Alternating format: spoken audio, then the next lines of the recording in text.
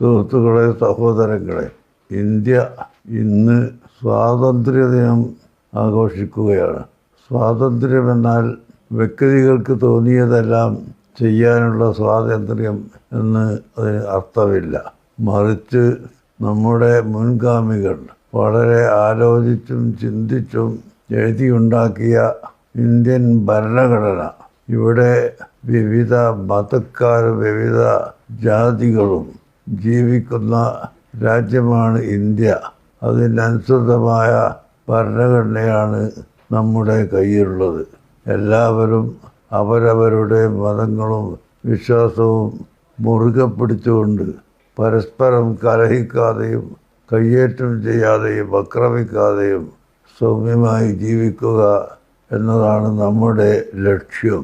ആ ലക്ഷ്യം ഒന്നുകൂടി ഉറക്കെ പ്രഖ്യാപിക്കുകയാണ് ഈ സ്വാതന്ത്ര്യ ദിനത്തോടു കൂടി നാം ചെയ്യുന്നത്.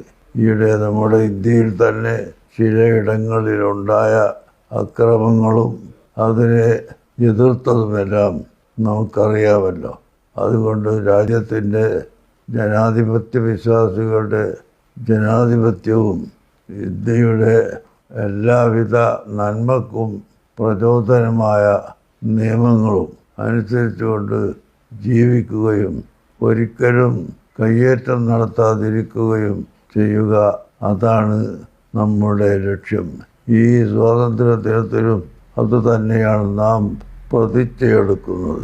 ഒരിക്കലും ഇന്ത്യയുടെ സ്വാതന്ത്ര്യത്തിനും ഇന്ത്യയുടെ സൽപ്പേരിനും കളങ്കം വരുത്തുന്ന യാതൊരു പ്രവൃത്തിയും അക്രമങ്ങളും ഞങ്ങളിൽ നിന്ന് ഉണ്ടാവുകയില്ല എന്ന ഉറച്ച സത്യപ്രതിജ്ഞയോടുകൂടിയാണ് ഈ സ്വാതന്ത്ര്യ ദിനത്തെ ഇവിടെ എല്ലാ ജനങ്ങളും സ്വീകരിക്കേണ്ടത് എന്ന് ഞാൻ ഓർമ്മപ്പെടുത്തുകയാണ്.